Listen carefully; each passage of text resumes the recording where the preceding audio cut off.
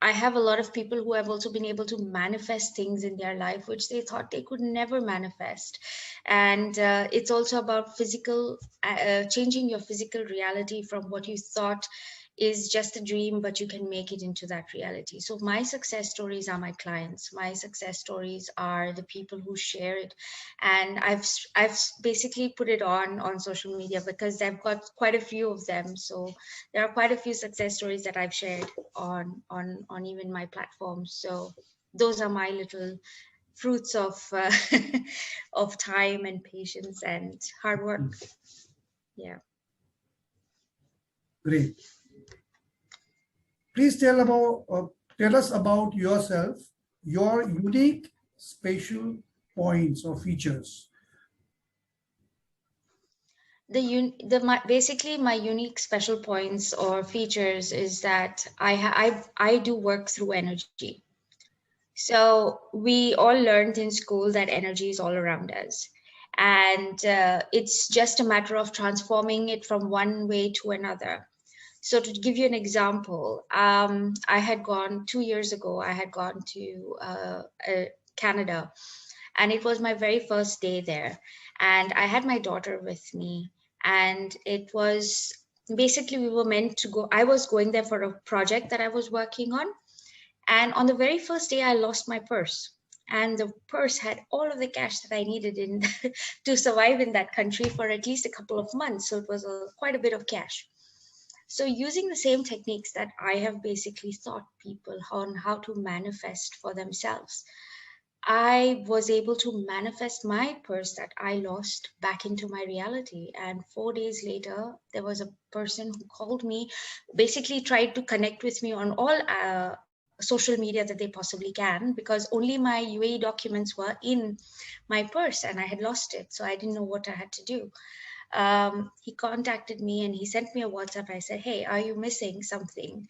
Or have you lost something?"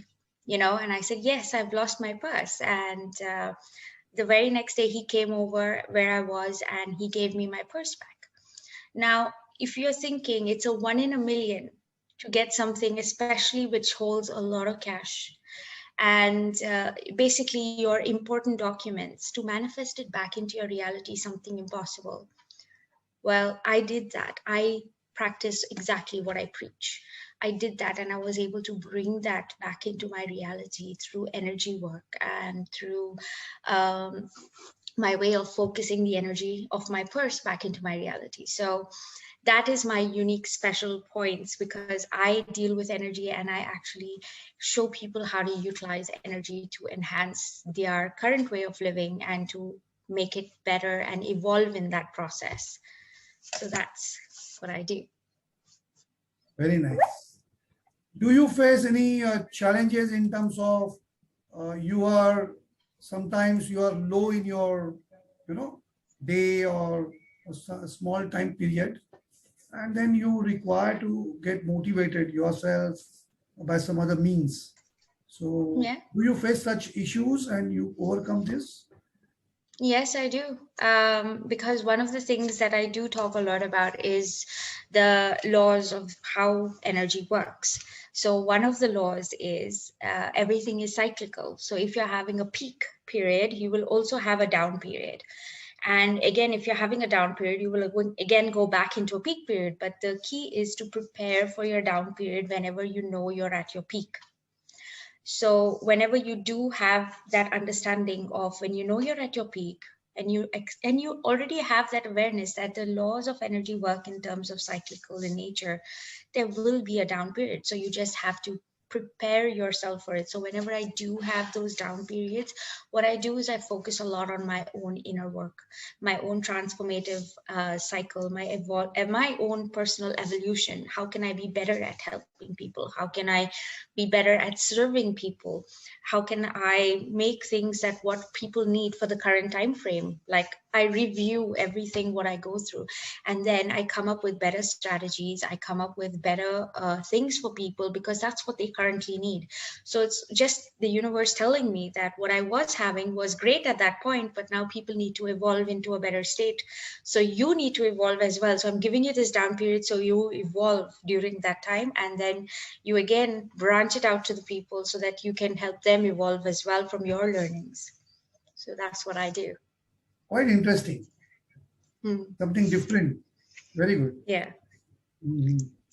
So tell us about, how do you deal with people who are literally depressed, and they are given up hopes using your therapy? Well, see, the thing is, the reason why people go into depression or why they have given up hope is because they don't have anything to hope in, right? They have nothing to look forward to. They have no sense of no sense of worthiness of their own being. So they don't understand. They feel like, you know what, it's okay. The world is going to manage with or without me. There is no self-worth in them. That's the biggest thing that people suffer from, especially when they are going through depression or when they are going through all of these things. So what I do is, when I have such clients, I do a lot of self-value, self-worthiness work on them. So I help them through theta healing therapies, so where I take them into a brain wave, which is the theta state, and I help shift some of the beliefs that make them feel unworthy, unvalued, and alone in this life, and shift it to a knowing or a belief system where we are all united, we are all collectively together, we are all part of a bigger plan. So our being on this planet is of worth. There is something we need to find within ourselves that we need to help in serving others and serving ourselves as well in return. So that's how I help them. I help them find their inner chi, so to speak, and I help them bring it out so that they do not question their being on earth again. They question how they can serve people more better rather than whether they really need it, because of course they're here for a reason. Everyone is here for a reason, to have a purpose, and it's just finding what that is. Yeah, so nice of you. So please tell us about your wishes, 3 top wishes yet to be fulfilled by you. You want to fulfill them.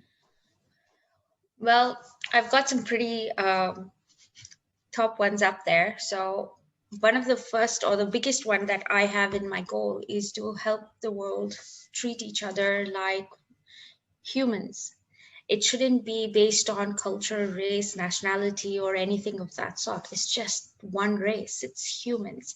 So when I see that happening, where people actually communicate and connect with another person based on on a humanitarian basis, rather than on a nationality or culture or ethnic basis, that will be one of my top goals that I'm trying to reach, where people connect as humans. So that's how I'm trying to do it, one drop at a time. But hey, I know it's a big ocean out there, but again, one drop at a time, one person at a time, that's all I can do. And as much as I can, I will try to move forward. So the second one that I want to do is to also bring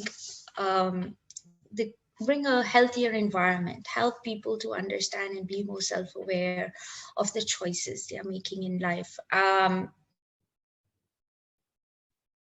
what the and how they can basically start seeing that their own self-worth and the value of others are both the same thing.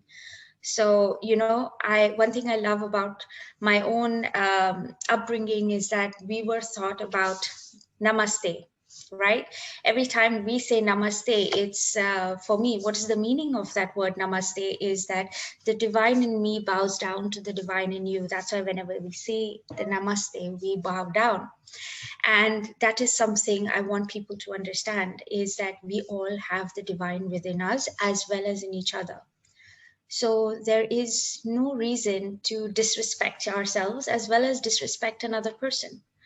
So this is something that is another one of my goals, where people see and view each other as divine beings, as an important so to not degrade them or put them down in any sort of way. So this is at least one of the top two goals. I still have a third one, but I'm still contemplating on what it might be. But right now, these are the top two that I'm trying to kind of do with my work and with my company.